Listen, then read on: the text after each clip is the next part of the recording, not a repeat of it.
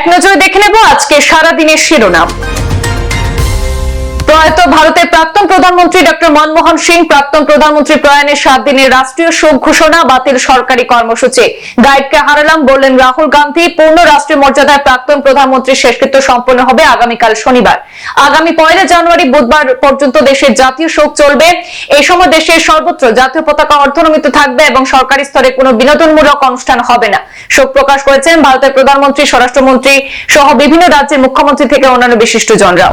96 ঘন্টায় পেরিয়ে গেল, রাজস্থানে কোটপত্তের চেতনাকে উদ্ধার করা গেল না। বৃহস্পতিবার রাত থেকে ভারী বৃষ্টি শুরু হয়, বাধা পাচ্ছে উদ্ধার কাজ। আধুনিক কৌশল ব্যবহার করে শিশুটিকে 30 ফুট পর্যন্ত তুলে আনা হয়েছে। তারপর থেকেই নানা রকম জটিলতা সৃষ্টি হয়েছে উদ্ধার কাজে। এখনো 120 ফুট উপরে তুলতে বাকি চেতনাকে, কিন্তু চেতনার কোনো নড়াচড়া লক্ষ্য করা যাচ্ছে না বলে স্থানীয় সূত্রে খবর। টালমাটাল ভারতের অর্থনীতি সামনে ছিলেন মনমোহন সিং। দেশের একমাত্র প্রধানমন্ত্রী মনমোহন সিং, যার স্বাক্ষর ছিল ভারতের নোটে। রিজার্ভ ব্যাংকের গভর্নর হিসেবে দায়িত্ব পালন করেছেন ডক্টর মনমোহন সিং। দেশের ডুবন্ত অর্থনীতির সূর্যোদয় ঘটিয়েছিলেন তিনি।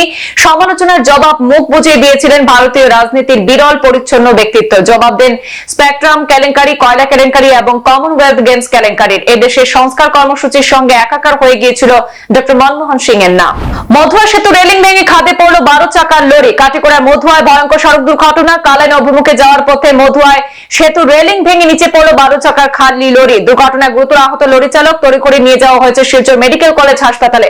আহত চালক বিহার রাজ্যের মতিহারি জেলার সন্তোষ কুমার সাহানি। বিষাক্ত কিং কোবরা সাপ উদ্ধার ধলাই রামপ্রসাদপুরে ব্রজেন সিংহের মুদি দোকান থেকে প্রায় 10 ফুট লম্বা কিং কোবরা সাপ উদ্ধারের খবর ছড়িয়ে পড়তেই সাপটিকে দেখতে কৌতূহলী জনতার ভিড় জমে। উদ্ধারকারী দল প্রায় 1 ঘন্টা প্রচেষ্টা চালিয়ে সাপটিকে দোকানের বাইরে নিয়ে এসে বেগে পড়তে সক্ষম হন। লোকালয়ের বিষধর কিং কোবরার চলে আসায় স্থানীয় মানুষের মধ্যে সৃষ্টি হয়েছে আতঙ্কের। বন বিভাগ সাপটিকে উদ্ধার করে বড়াইল অভয়ারণ্যে ছেড়ে দেবে বলে জানা গেছে। শুক্রবার সাত সকালে কাটাকাল বাইপাসে কালীনগরে ভয়ঙ্কর সড়ক দুর্ঘটনা। লরি এবং 4 চাকার বাহনের মুখোমুখি সংঘর্ষে মর্মান্তিক প্রাণহানি। হাইলাকান্দি কাটিছড়ার বছর 23-এর এক যুবক রূপম রায়ের। আহত হয়েছেন আরো 3 জন। লরি এবং 4 চাকার বাহনের সংঘর্ষে ভেঙে চুরমার হয়ে যায় বাহনের সামনের অংশ। দুর্ঘটনায় অঘোষিতভাবে বন্ধ হয়ে পড়ে বাইপাসে যান চলাচল। পরিস্থিতি নিয়ন্ত্রণে মাঠে নামে কাটাখাল পুলিশ। প্রধানমন্ত্রী গ্রামীণ সড়ক যোজনার বেহাল সড়ক নিয়ে এবার সরব হলেন ভৈরবপুরের জনগণ। সড়ক নির্মাণের পর থেকে আজ অব্দি মেরামত হয়নি বলে ক্ষোভ ব্যক্ত করলেন গ্রামবাসীরা। 6 নম্বর জাতীয় সড়ক থেকে সলিমাবাদ আর ডিগাবো রোড থেকে আজমোড়ায় দুটি সড়কের অবস্থা অত্যন্ত বেহাল। বারবার আন্দোলন করলেও পূর্ত বিভাগ শুধু প্রতিশ্রুতি দিয়ে থাকে।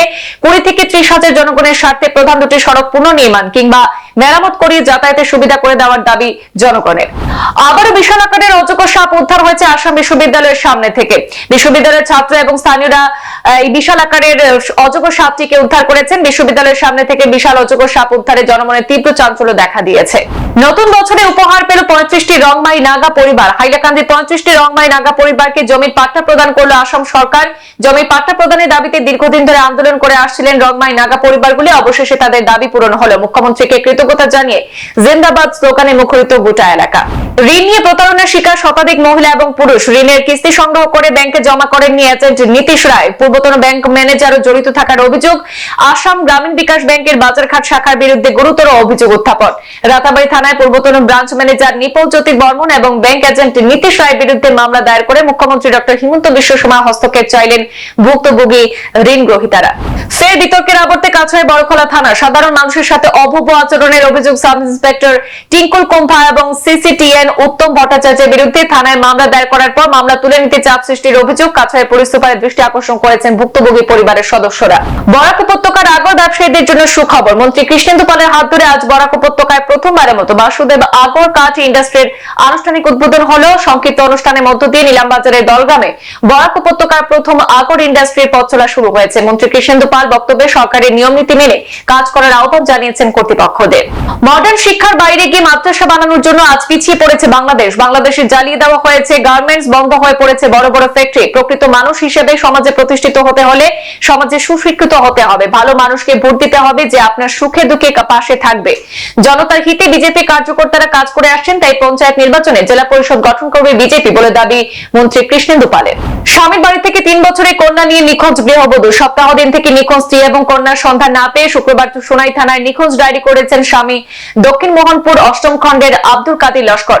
গত 21 ডিসেম্বর থেকে নিখোঁজ দক্ষিণ মোহনপুর অষ্টম খণ্ডে গৃহবধূ মরিয়ম বেগম লস্কর এবং তাদের 3 বছরের কন্যা ববিতা বেগম লস্কর। স্ত্রী সন্তানকে না পেয়ে উৎকণ্ঠায় স্বামী।